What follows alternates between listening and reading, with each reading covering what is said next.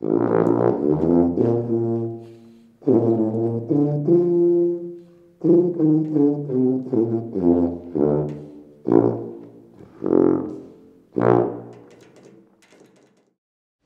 Ben Jaffe with the Preservation Hall Jazz Band, and this is my tuba.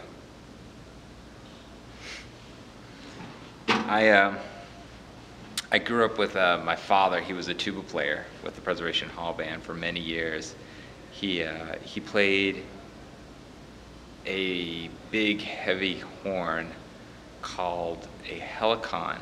There's many different types of tubas. There's the type that sits in your lap, like they play in a symphony orchestra. And there's the kind my father played, which is a helicon, where the bell doesn't face forward, it faces off to the side, and that was created for marching band situations. This horn was actually designed and created by John Philip Sousa, and that's where it got its name from, the sousaphone. And it is a tuba. It's in the tuba family. It was designed because John Philip Sousa had a concert band, and he needed the sound from the horns to move forward. So he designed a tuba that you could wear on your shoulder that had the bell facing forward, so the sound from the horn would project towards the audience. And this is the type of horn that most people play in New Orleans. Most brass band musicians play a sousaphone. They play what we call a double B flat horn. This is a double B flat as well. I'm not exactly sure what that means, but everybody always says, "What kind of horn do you play?" You say a double B flat sousaphone, and that seems to be the answer everyone's looking for. I got this horn after Hurricane Katrina. I lost my bass, my upright bass in the storm, and was using replacement basses for a long time, and we found ourselves in Elkhart, Indiana, which is one of the musical instrument capitals of the world. And we went to a shop to replace some of our instruments, and I asked whether or not they had any sousaphones, and the gentleman came back and told me that there had been a horn sitting on their shelf for about 5 years. It was a very small, lightweight Italian horn, and they would give me a great deal on it because it was taking up space on the shelf. And this was about 2005. I guess this was 2005 that this all took place, later in about September of 2005. And I took the horn out and I played it, and I immediately fell in love with the horn. It was very, very easy to play. I'm a kind of small guy, so I was looking for a smaller horn that didn't weigh as much as some sousaphones do. Some of the older sousaphones, like the Kings, and a King sousaphone is one of the manufacturers. There's a company called King that makes sousaphones, are silver. So if you ever see like the Dirty Dozen brass band playing, like Kirk Joseph playing tuba, he has a King short valve horn. And it's a very, very heavy horn, and it takes a lot of air to get notes out of it. This, on the other hand, is a smaller horn. It doesn't require as much air and is lighter. And when I say lighter, it still weighs about 22 pounds, whereas Kirk's horn weighs probably 30 plus pounds. And when I got it, it was in perfect mint condition. It had never been played before, and it's an Italian horn. There is an Italian brass tradition, and this horn was I guess, made by a maker that I had never heard of before, called Mario Corso. In fact, back here on the back of the horn, this is where they usually etch the name of the maker. And it says that it's a Mario Corso, and it says Cinisello Milano, which I think means made in Milan. I've never been able to find anything out about this maker. Nobody's ever heard of Mario Corso before. I haven't been to Italy recently, so I haven't been able to investigate it for myself. And I haven't found any information about the horn online. But it has served me very, very well. It gets its fair share of dings, as you can see, from all the miles that we put on it. It's traveled all over the world. It's been around the world a couple times already. And it's my baby. It's my baby. It's a tradition in New Orleans to put the name of your band on the bell of your horn. So I didn't think it was all going to fit on here, but it did. I'm pretty surprised. I got to touch it up a little bit. Get back home, I got to fix up some of these letters. You know, most people don't realize that a sousaphone it's actually two pieces of that come apart. There are these screws right here that look like they call them Frankenstein screws. And if you loosen them up, you can take the bell of the horn off. And that's what it looks like by itself. And then when you play it, you fit it back in. There's a little notch down here that you try to line it up with so that it balances properly on your shoulder when you're playing it. And people think of tubas or sousaphones and they think that they're like indestructible instruments, and nothing could be further from the truth. These are all really delicate pieces down here. All of these little valves and pipes, they all move and they all come out. They all adjust, so you can adjust the tuning of your horn. When you're playing in different climates, like if you're playing in a colder climate, your horn can be sharp. And if you're playing in warmer climates, your horn can sometimes be flat. So you have to adjust it with all these little pieces. And they move down here too. This is the big one. This one hasn't been moved in a while.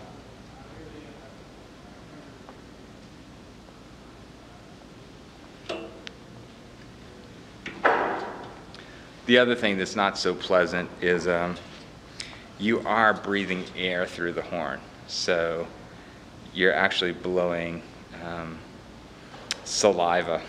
You're spitting into the horn, actually. And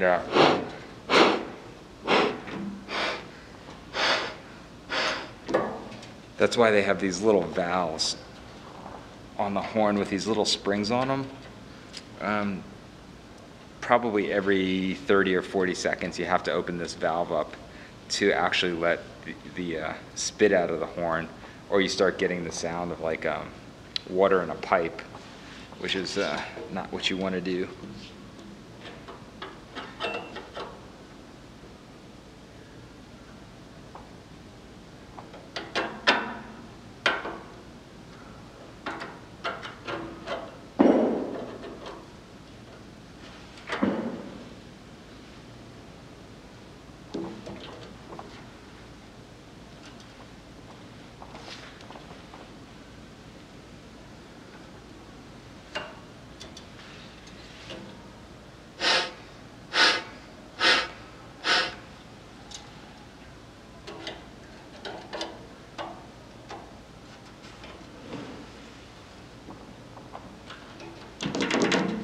And these are the valves. So you push the valves down in different combinations to create different notes.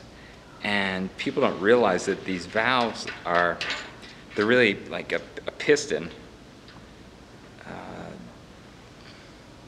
That's what it looks like. And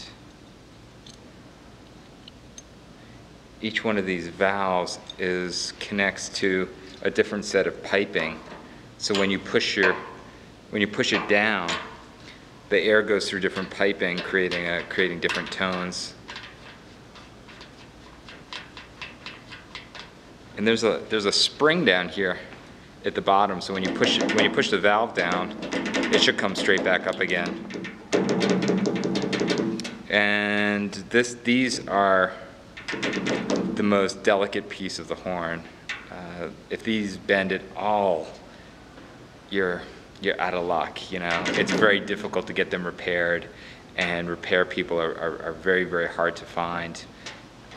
The other thing people don't know is the mouthpiece removes from the horn and is actually either in 3 or 4 different parts.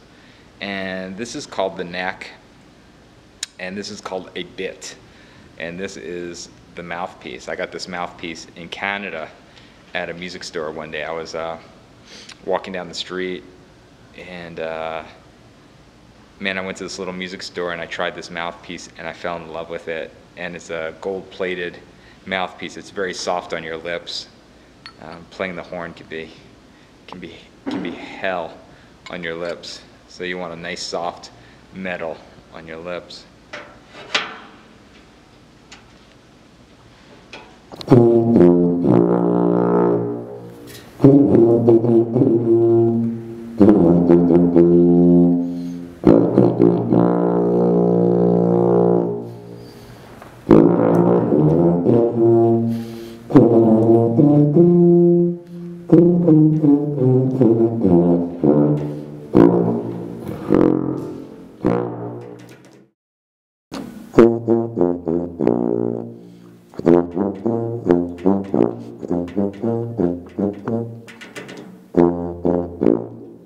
So, like a piston in your car, you have to oil these to keep them lubricated, or as they like to say in New Orleans, earl them up.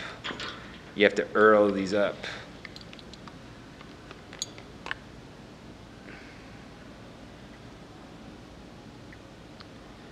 And this is special oil. It's piston oil, valve oil they call it, made specifically for instruments. It's not real thick, it's real thin oil. You don't want it to be real slow and thick. You want it to be real fast, like a sports car. Yeah, you want them to bounce back real fast, be real responsive.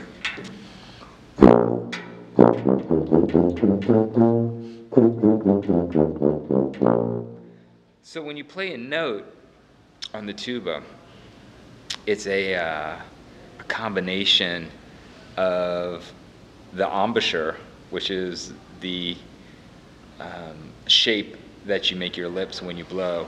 And when you're actually blowing into a mouthpiece, you're actually buzzing. It's something like this.